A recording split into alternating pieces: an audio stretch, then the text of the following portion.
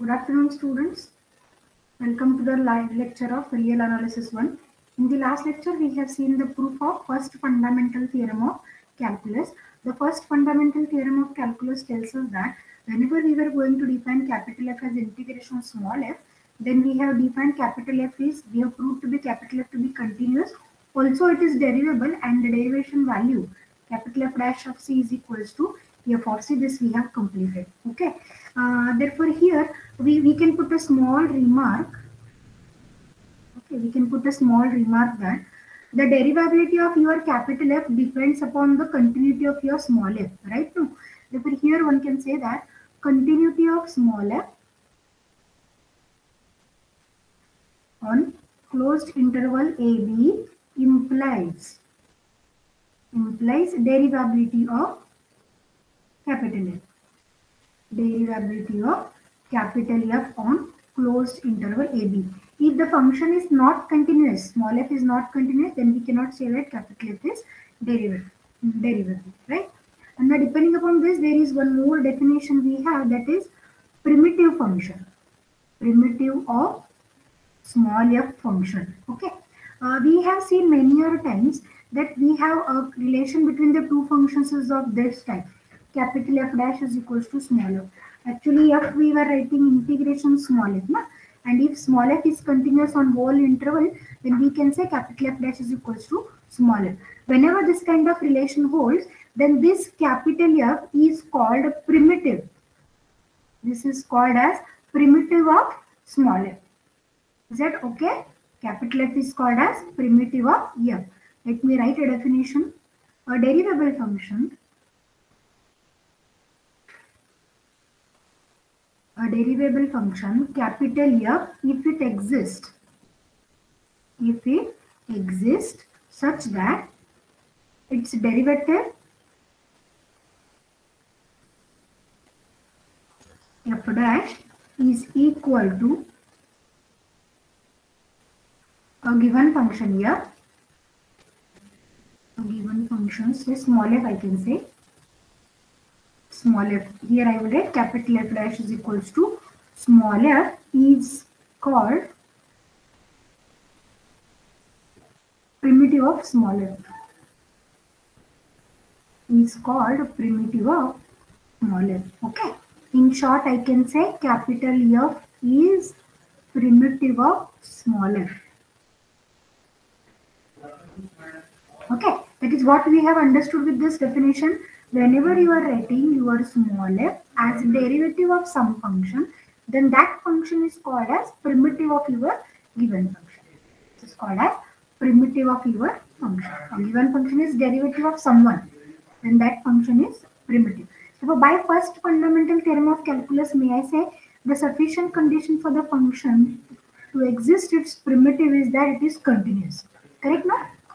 Because here itself we have written just now. Continuity of small f implies derivability of capital F, and in this case we can write capital F dash is equals to small f. That is, such a function capital F always exists provided the small f function is continuous. Correct? No? Therefore, by this theorem I can say continuity of small f is the sufficient condition for the primitive to exist. Let me put this as a remark.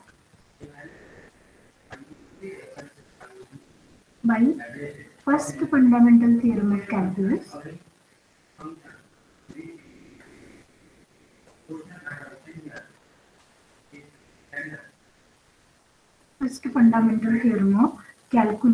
the sufficient condition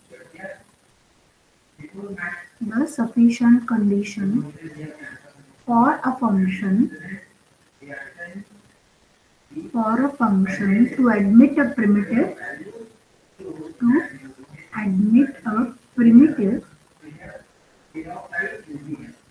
is continuous.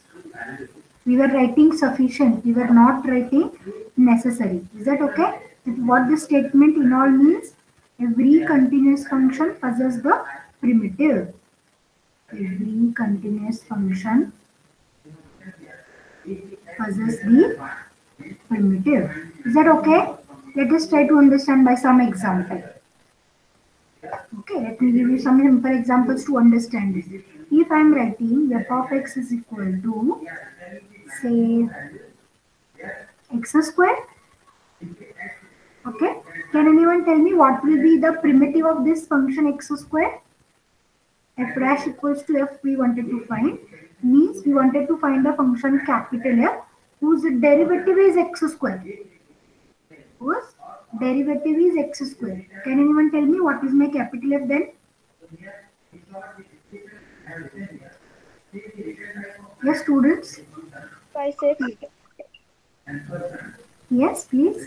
Cube by 3. Sorry, I am Cube unable by to 3. hear you. Yes, it is x cubed by 3. Very good. If we write x cubed by 3, what is the derivative? Derivative will be 3x squared by 3, which is x square, which is your small f function, right? No. Therefore, in this case, we can say capital F is this. This is the primitive. Correct? No? This is the primitive of your small f function, right? If I write 1 upon root x, what is your capital F?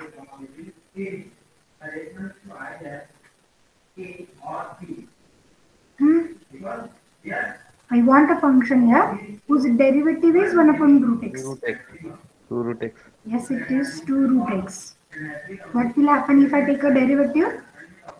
2. What is the derivative of root x?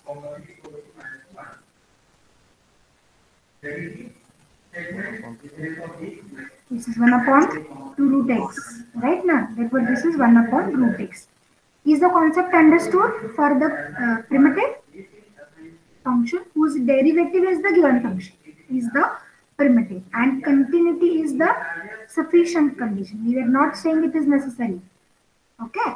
If I am putting this as a second remark, that continuity of a function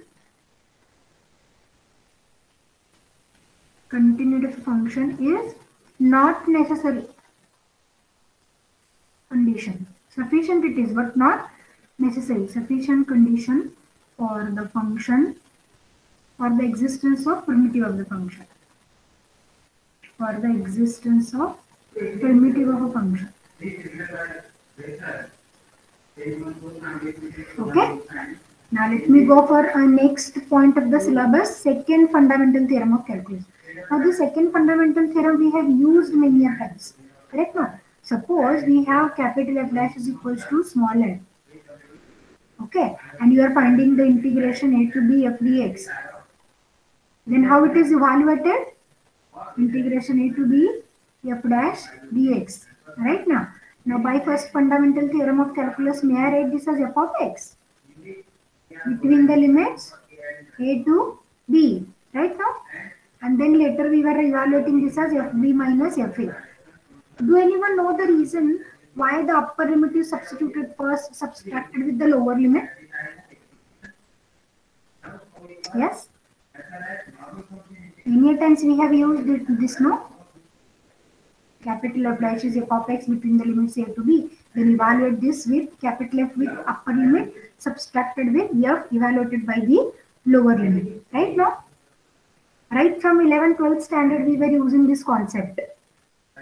But have you seen the proof of this? Have you seen the proof anywhere till now? Yes? No. We have not seen the proof of this, and now in real analysis we were going to study the proof of this, and this is called your second fundamental theorem of calculus. Those fundamental things which we have used already, we have adopted this as a definition, right now. Those we were going to prove here. Okay, we were going to write this as the second fundamental theorem of integral calculus.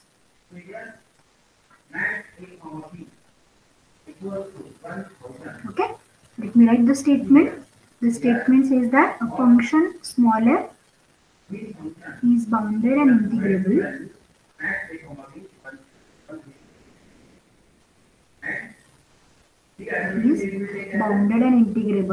on closed interval AB, and there exists a function We were writing its primitive, okay?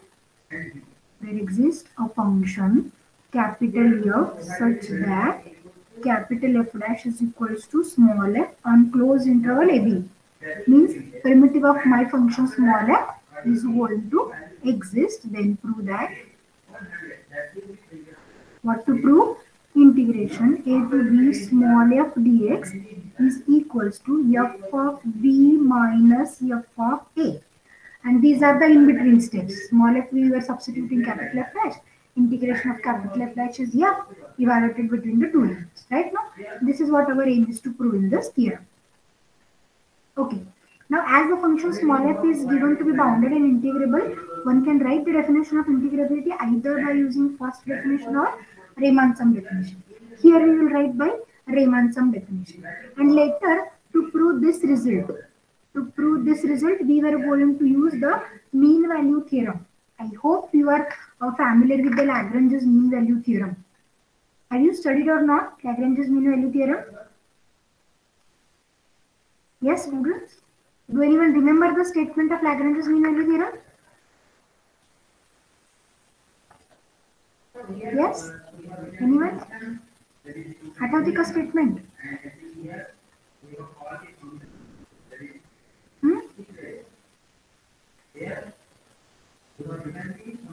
What is Lagrange's mean value theorem? LMVT. I think I will write wherever it is there in the proof itself. Okay. First, what I will do, I will write the definition of integrability. Function f is given to be bounded, no? Bounded and integrable. So let us write the function here. Shall I write capital F dash is equals to small f is bounded and integrable. Okay. Now, if it is bounded and integrable, I am writing the Riemann-Sum definition. Therefore, what one should have? For every epsilon, there is delta. For every partition, right now? I will write the definition. Therefore, for every epsilon greater than 0, there exists delta greater than 0 such that for every partition P, this is a fixed definition we have right now. Partition P equals to x0, x1, so on up to xn equals to b with NOR. Yes, what is the condition on the NOR? Yes, condition on NOR. P of P is less than delta. Very good. NOR P less than delta. We have what we have. We were writing the definition, Riemann-Sum definition. Therefore, shall I write mod of SPF minus integration a to b f dx is less than epsilon. Correct? What is SPF? Summation I running from 1 to n f of ti into delta xi. Correct? No? Less than epsilon. Okay. How can I write the same definition in the limiting format? Limit mu p tends to 0 summation I equals to 1 to n f of ti delta xi is equals to integration a to b f dx. Is it okay? And this is for every choice of ti.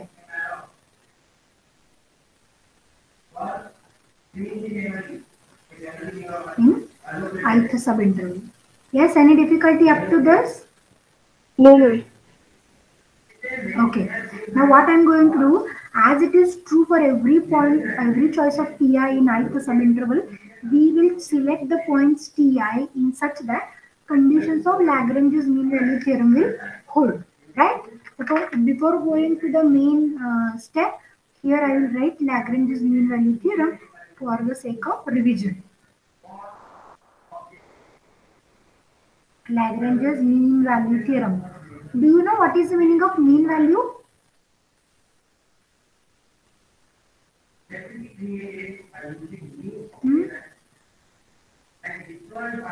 Mean value means what? झालाय ना तुम्हाला mean value theorem? का नाही झालाय?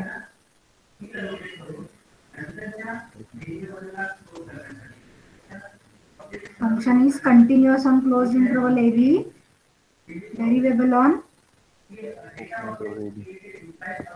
open interval AB. Then there exists at least one real number C. C belongs to, or C between, I can write. C between A and B, such that, yes, what such that? F dash of C equal to E of B minus F of C divided by B minus F. Very good. Very good. Now let me check how many of you understood the statement of this. First question is, what is mean value? Because this theorem gives you the existence of mean value, no? Is the mean value theorem unique? हा एकच mean value theorem आहे का आपल्याकडे? How many mean value theorems you have studied? Yes. Mean value theorems. How many mean value theorems you have studied? Rolle's mean value theorem is there, right? No? Student should reply me. Right? Therefore, mean value is not having a unique meaning. That is what very clear. What you understood by mean value? सांगा पटकन पटकन पुढे जायचं आपल्याला. Mean value म्हणजे काय?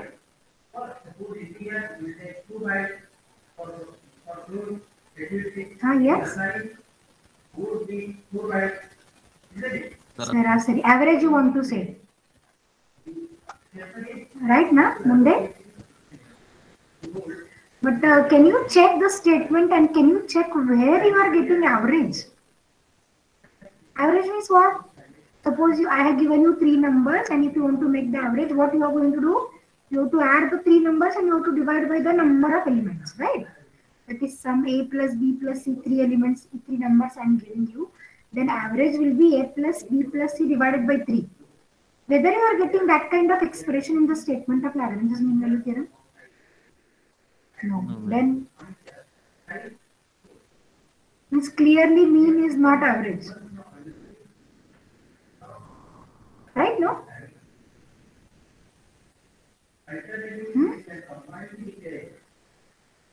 पटतंय का मी काय बोलते सगळ्यांना? अवघे आपला मीन व्हॅल्यू थेरम त्यांनी म्हणला की आपण पण म्हणायचं. असं असेल तर मग मी पुढे जाते. मीन व्हॅल्यू थेरम म्हणते मी पण पुढे जाते. चालेल का?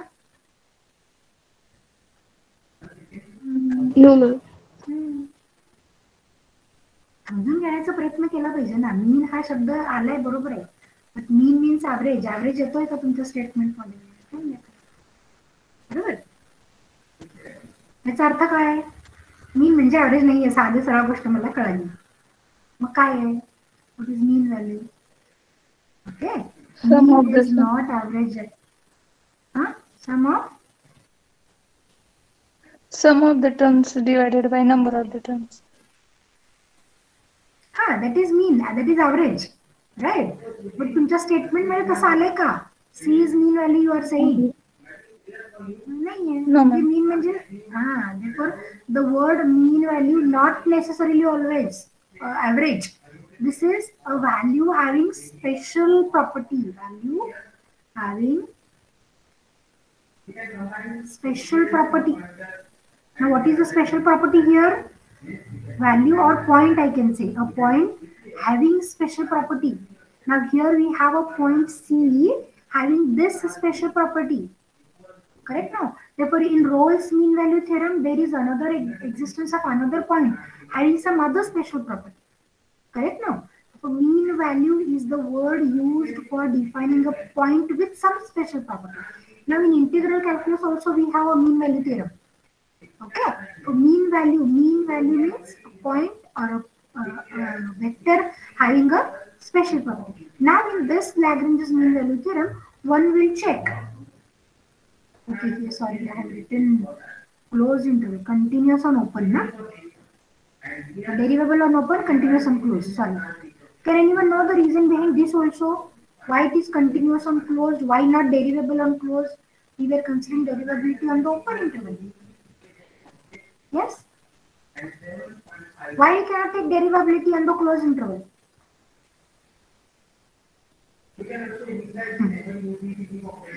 We were accepting the results as it is, madam. Huh? असं आहे का? असं दिलेलं होतं आम्हाला बुक मध्ये, आम्ही असंच लिहिले आणि आम्ही असंच कट केलं.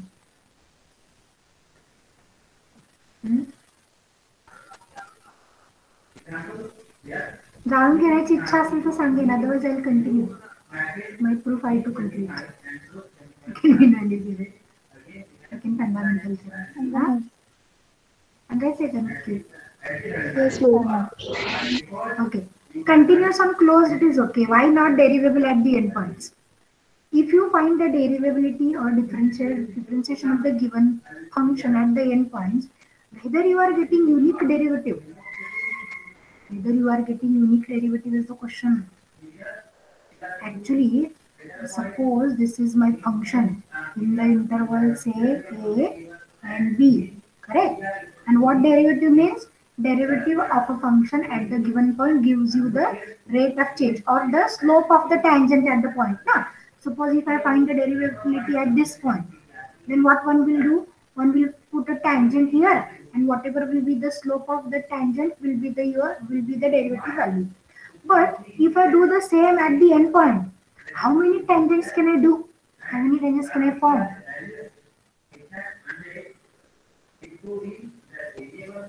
How many tangents at the endpoint? Infinite, can I say? Yes. Infinite. Whether you will get a unique value of derivative then? No. Right now, that's why we were not finding the derivability at the endpoint. Therefore, what is the condition given? The function is derivable on the open interval. On the open interval a to b. Continuity one can check at the endpoint, no doubt. Okay. Now, what kind of a special property this point will take? F dash c. F dash c means what? Rate of change of the given function at the point x equal to c, or slope of the tangent of the given function at the point x equal to c. What is on the right side? What is on the right side? Increment in f upon increment in the variable. This is the increment ratio, right now? And what we were calling the increment ratio as? What is the ratio? What this ratio is called? Is it the slope of a line? A slope of a function at the points. This is my point, say A, and let this be a point B. You might have forgotten your 12th standard relations, right now? F of A, F of B. Okay, then if I find FB minus FA divided by B minus A, what it is going to give us? Is it the slope? What is the slope of this line joining AFA and BFB? Which 2 points I have taken? AFA and BFB, right now? Then what will be a slope of these two line joining to these 2 points? Is it FB minus FA upon B minus A? Correct now? Therefore, on the right side also we have a slope of a line joining 2 points. Which 2 points? AFA and BFB. On the left also we have a slope of a line which is actually a tangent at the point. Right now, what kind of point we are going to get? See here, I am showing you the point. Okay, let me assume this is my function. Okay, this is my function, say. Okay, is the voice clear? Audible, na? Yes, ma'am. Okay, now Yes, what ma'am, we yes, are going to get, let me just mark 2 points. Somewhere here it is A and let somewhere here it is B. Okay, the given interval. Then right side tells me first join the 2 points AFA and BFB with a straight line and find its derivative. Therefore, let me do the same. This is the point now, AFA and BFB. Let me join by the Straight line. I have joined this point by straight line. Correct? No.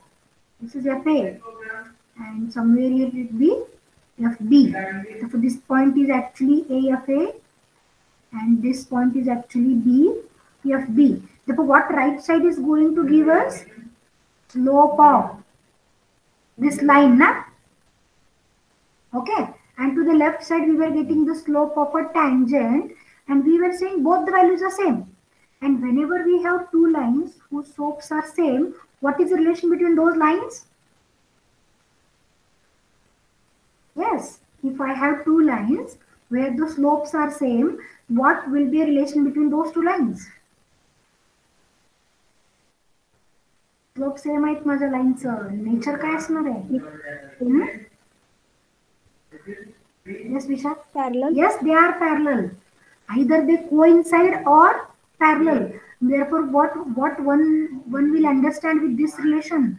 This whatever the tangent we have obtained on the left side, and here whichever the line we have obtained joining this AFA BFB, both are either coincident or parallel to one another. Correct, no? Are parallel to one another. Therefore, let me draw one more line parallel to this line, and here let me draw like this. Is it okay? Yes, ma'am.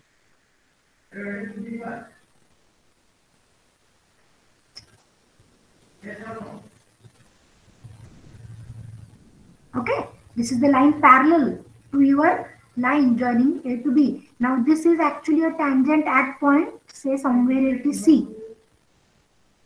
Correct now? Therefore, these two lines are parallel to one another, and this theorem will give you the existence of this point C, where slope of the tangent or the tangent at this point is parallel to a line joining the end points of the curve. These are the end points, no? End points of the curve.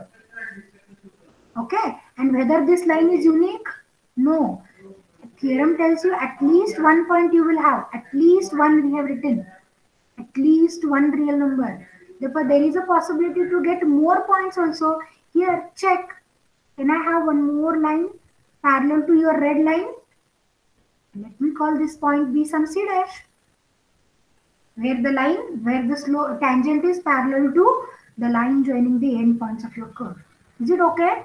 And this point C possesses this special property. What special property it possesses?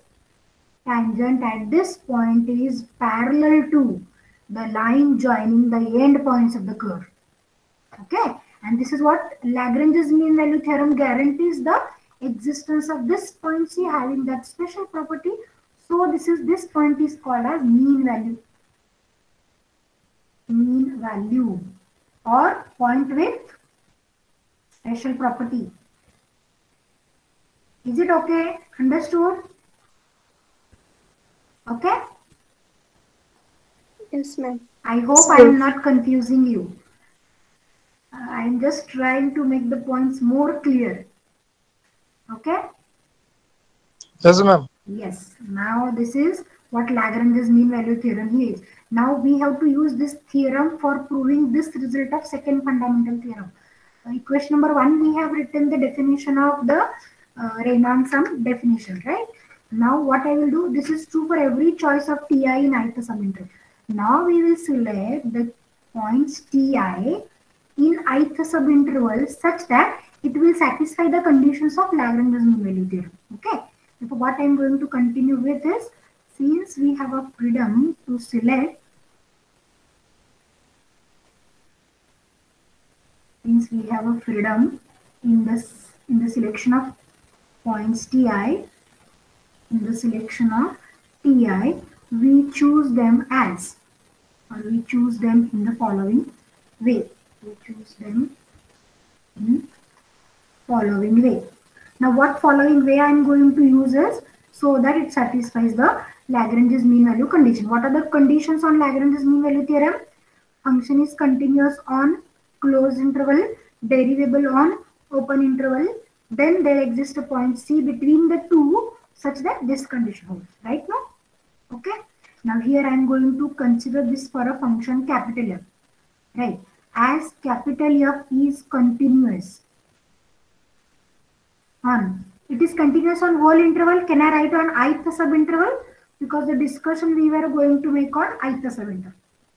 Sorry, I have written reverse now. Xi minus 1 to Xi, right now? Okay, and differentiable on open interval. Xi minus 1 to Xi. Okay, what is the reason f is continuous? What is the reason f is continuous? Capital F dash is defined as small f. Correct now? Capital F dash is defined as small f. First I will say as f dash is given. Therefore it is derivable. Derivative exists. दिला है ना f dash आपल्याला. Therefore I can say a derivative exists. And whenever the derivative exists, may I say the function is continuous. All differentiable functions are continuous or not.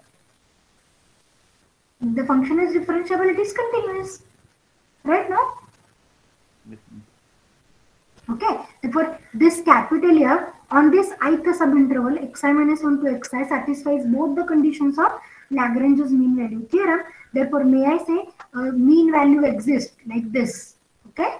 A special point C is going to exist like this. Therefore, here I can write by using Lagrange's mean value theorem.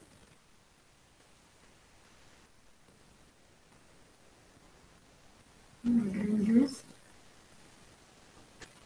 mean value theorem. We have what we have? Capital F of xi minus f of xi minus 1. Check whether I am going in the same manner or not. And is equals to f dash at the point pi. For I equals to 1 to n. Means how I have selected pi? I have selected the point pi as a special property of mean value theorem. Correct? Na? This I have selected as a special property of Lagrange's mean value theorem. This point at pi I have selected. Is it okay? Instead of C, I have written point pi. Okay. B is replaced by xi. A replaced by xi minus 1 because this the whole discussion we were making on ith subinterval. Yes, any difficulty for this? If you have, you can ask me. समझते का है? Yes, ma'am. Yes. Now what I will do? Okay, before that, what about the denominator? May I say the denominator is delta xi? And let me shift on the right. Therefore, can I write fxi minus fxi minus 1 is equals to f dash of pi into delta xi. Is it okay? Okay. But what is given to us? Capital F dash is small f, no? Therefore, can I change the right side as f of ti, small f of ti into delta xi? Okay.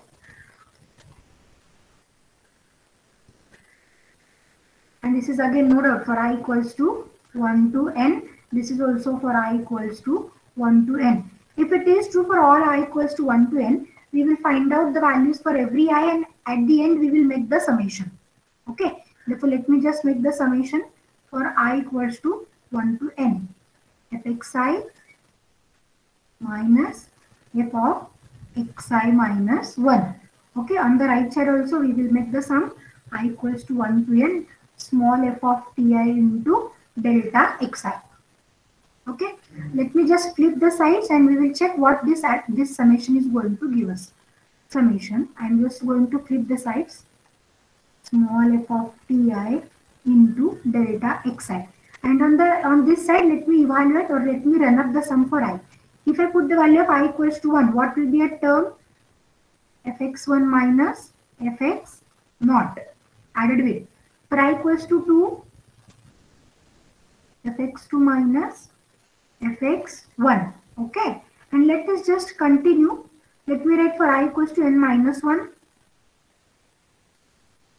fxn minus 1 minus fxn minus 2 added with for I equals to n, this will be fxn minus f of xn minus 1. Is it okay? Now tell me what will be the final term we left with. This fxn1 cancel with this fx1. This fx2 cancel with the next one. Fxn minus 1 will cancel with this. This fxn minus 2 will cancel with its previous. Cancelling all those terms, can anyone tell me what the terms are left with us? F of x naught, f of xn. Very good. May I write f of xn with positive sign and f of xn with x naught with negative sign, right now? But as per the partition, what is f of xn? Is it f of b as per our original partition? And x naught is a, right now? A. What we have obtained, summation I equals to 1 to n f of ti delta xi is fb minus f of a. Now let me take limit mu p tends to 0 on both the sides. What is the effect of limit on the right side?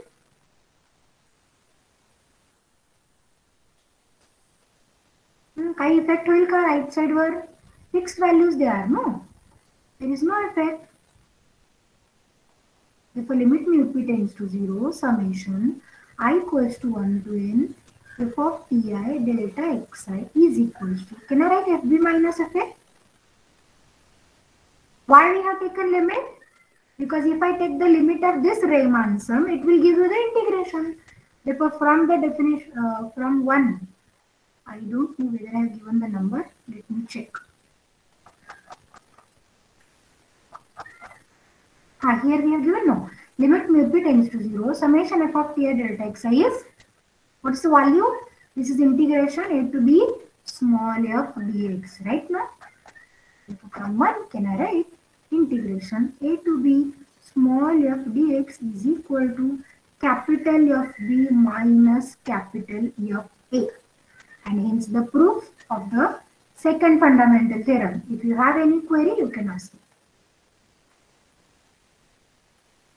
Yes?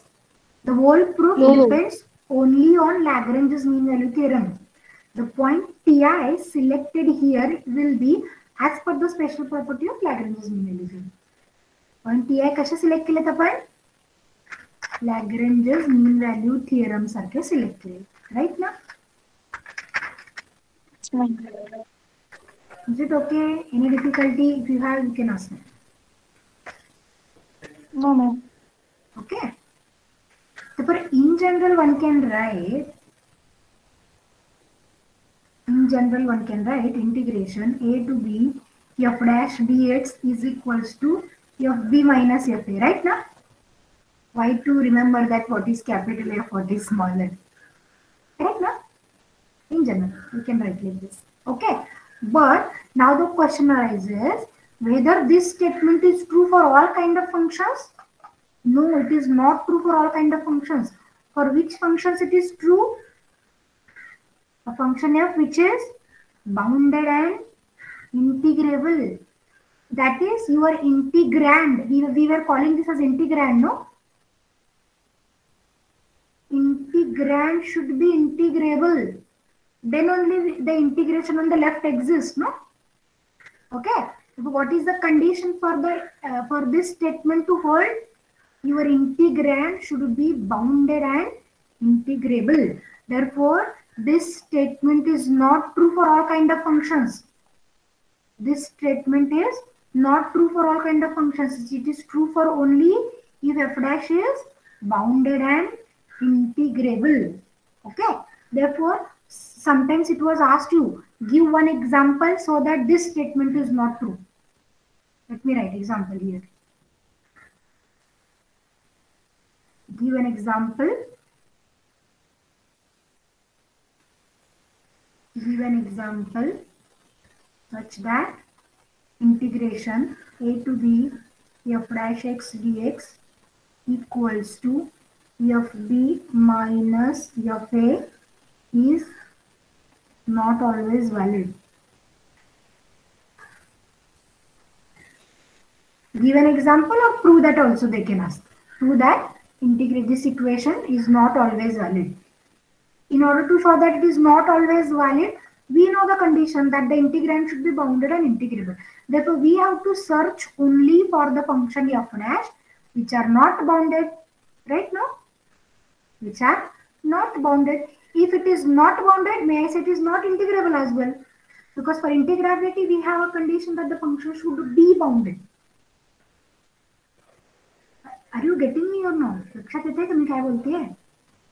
Function F dash जो आहे तो bounded आणि integrable असेल तरच तो वरचा equation true होतो. आता आपल्याला म्हणायचं की it is not always valid. Then for which kind of function it will not be valid? F dash is not bounded. Can you tell me the example of the function f dash which is not bounded? Can anyone tell me the example? Any examples where the function f dash is not bounded? I can give you many examples. Let me check. First example I will give you. Let us see the function f of x. Very simple function I will take. 1 by x I will take. Okay? 1 by x on which interval I will take? Say 0 to 1. What is the derivative of this function? minus 1 by x square. Minus 1 by x square. Is this derivative bounded on this closed interval 0 to 1?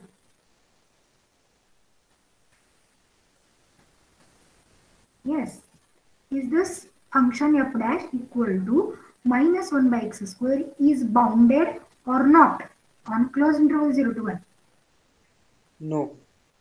No. At which point it is not bounded? 0. Yes, at x equals to 0, f dash is not bounded. And if it is not bounded, may I say f dash is not integrable also. Therefore, the above equation is not true for this f or for this f dash. Correct now? Till now, or instead of saying till now, those examples which you have solved in your 12th standard, in those examples it was taken care that the function will be bounded on the given interval. But now you are at the master's level, therefore you have to check on your own whether the function is integrable.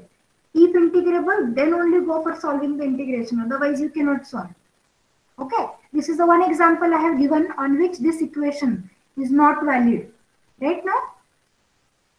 Okay, let me give you one more example.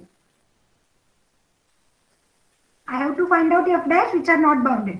Therefore, if I write 2 root x, same examples which we have discussed earlier. What is the derivative? Yes, students, what is the derivative? 1 upon 2 root x. 1 upon root x, na? 2 we have already. Okay, now again on the same interval I will take 0 to 1 or minus 1 to 1 I will take minus 1 to 1. Right? If it is on minus 1 to 1, whether your f dash, f is bounded, f is not bounded. Whether f dash is bounded. Yes, whether f dash is bounded. Bounded check करताना काय check करता तुम्ही नक्की? मी विचारलं बाबा हा function दिलेला bounded आहे का? काय चेक करता नक्की? एवढा वेळ घेते म्हणून विचारते. हॅलो, आहेत का स्टुडंट्स? काय चेक करता? बाउंडेड चेक करता म्हणजे फंक्शन दिलं मी तुम्हाला 1 upon root x on the interval minus 1 to 1. Bounded आहे का विचारलं मी तुम्हाला? लिमिट चेक करता? कुठल्या पॉइंटचे लिमिट चेक करता? x टेंड्स टू काय घेता?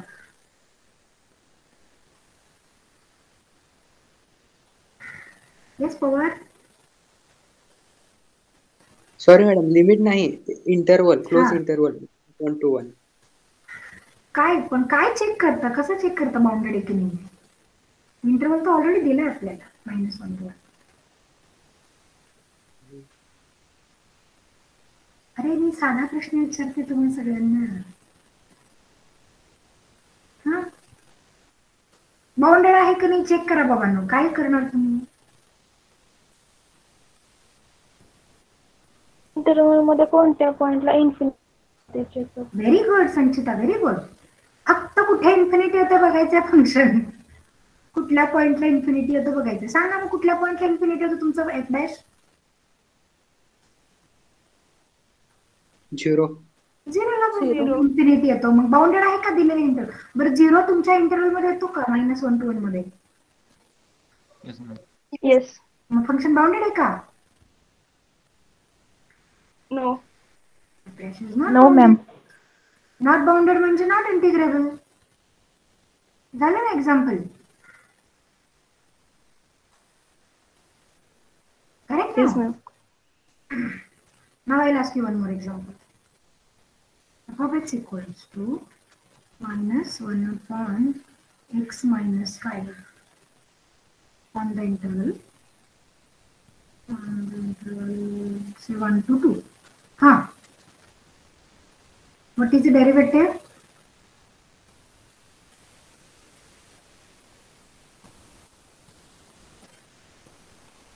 पटापट सांगायचे उत्तर मला. डेरिव्हेटिव्ह काय?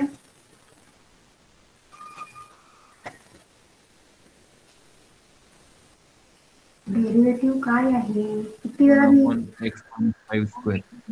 Bracket square. Upon X minus 5 bracket square. सांगा बाउंडेड आहे का हा function?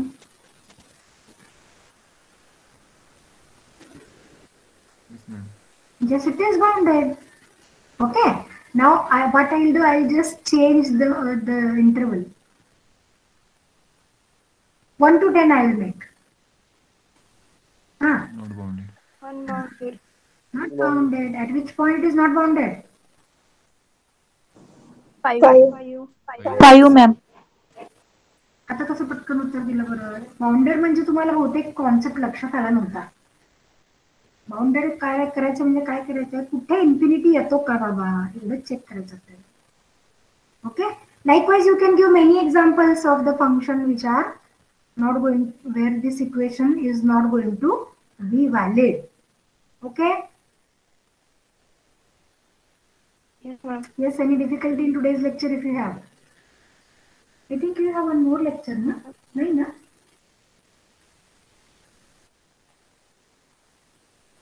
Okay,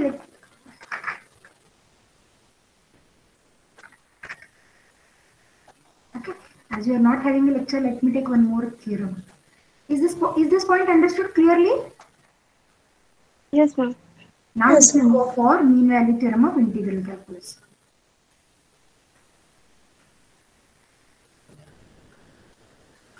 Okay. Now again, this mean value means special property, na? A point with special property. Now here the first mean value theorem we are going to study. Should I write shortcut? First MVT. Okay. Now the theorem tells you the existence of a special point for integration of the given function as, let me write a statement, if a function here is bounded and integrable, sorry, if is continuous on closed interval AB. Now if I am writing continuous, is it necessary for me to write bounded and integrable? No. Because continuous on closed will give bounded and every continuous is integrable. Then there exists, good. Then there exists number zeta in closed interval AB such that, what such that? Integration a to b f dx is equals to f of zeta into b minus a. This is the special point zeta and it is mean value. Okay. What kind of special point it is? Integration value is f of zeta times b minus a. Let me just show you what it means geometrically. Okay. Suppose this is my function. Say this is a function, continuous function I have to take between the limits a to b, say. Okay. What is the area? What is the integration means? Area bounded by the curve, na? This area. Okay. This is my function f, say. Now this integration, that is this area, is equal to f of zeta times b minus a we were claiming.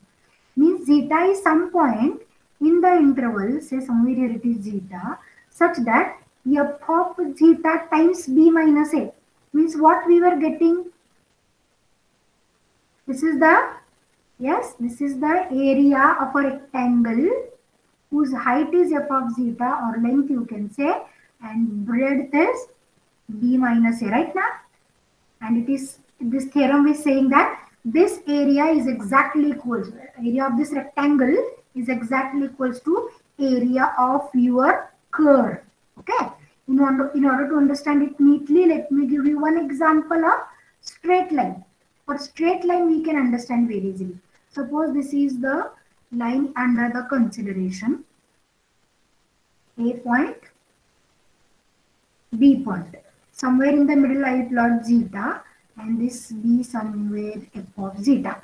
Now let me mark the region with height f of zeta and breadth or length or breadth you can call with B minus. Therefore this is the area of which rectangle?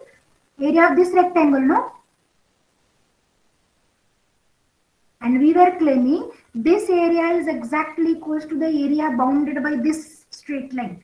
Now you can check here, if I flip this triangle here, it will give you the area of the actual line bounded by the region, right? No? लक्षात येते का बघा, इथला छोटा त्रिकोण आहे ना, हा उचलून जर मी वर टाकला तर काय होईल? एरिया मिळतो ना लाईननी कव्हर केलेला. Yes, ma'am. Okay, therefore this zeta is with a special property, and for every continuous function we are giving the guarantee of existence of such a special point zeta. Correct? Let us write the proof of this in the mathematical wording. This is what for the sake of your understanding. Okay, now let us prove this. Proof of the result is very easy. Okay, earlier we have proved already one inequality that we were going to use, that the value of integration lies between small m times b minus a to capital M times b minus a. Right now? Prove केली का ही inequality पण? काय म्हणते madam? Now let me write the given things. It is given that the function f is continuous on closed interval ab. Therefore, may I say f is bounded and integrable. Bounded and integrable. Okay. Let small m and capital M be the suprema and infima values. Sorry, infima and suprema.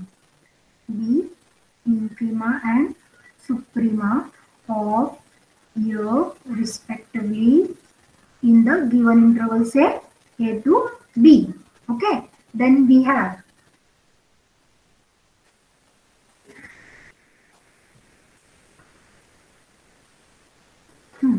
then what we have, small m less than or equals to f of x less than or equals to capital M, right? Now let us integrating between A to B. We have, what will happen if I integrate? What is the integration of the left hand side? Can anyone tell me the integration?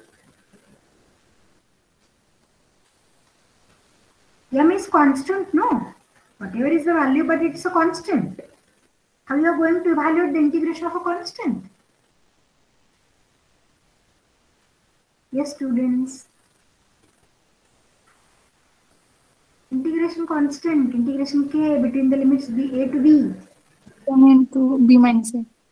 Yes, it is m into b minus a less than or equals to integration a to b f of x dx less than or equals to capital M into b minus a. Now here with this we can observe that integration value lies between small m times b minus a to capital M times b minus a.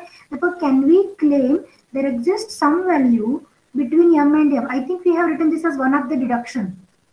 The value is mu times b minus a, some multiple of b minus a. Hence, there exists a number mu between small m to capital M, such that, what such that? This integration value is mu times b minus a. But as this function is given to be continuous, may I say this mu is a function value?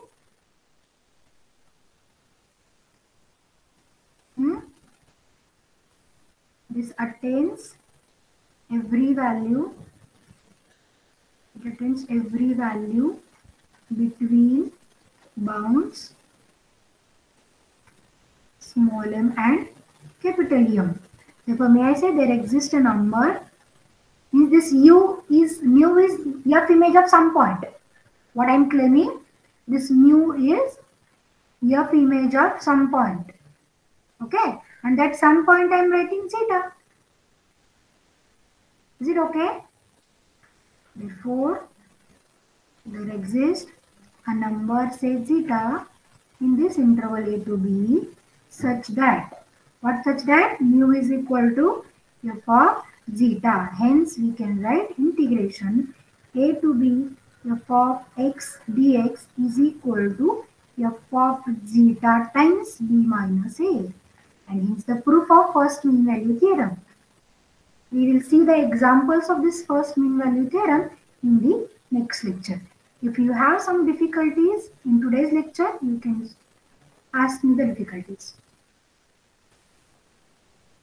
This is the mean value theorem. Again, here the word mean value, what it means? This point zeta, which is possessing a special property, that area of integration is f of zeta times b minus a. Right now? Yes, ma'am. It is important to understand the meaning of the theorems. It is not only to by heart the statement and by heart the proof. Okay? Let us stop it for today. In the next lecture, we will go for the generalized mean value theorem and some lemmas which are required for proving the second mean value theorem. 2 points are remaining of this unit. Generalized mean value theorem and second mean value theorem. We will go for it in the next lecture. Thank you for being with me in today's lecture.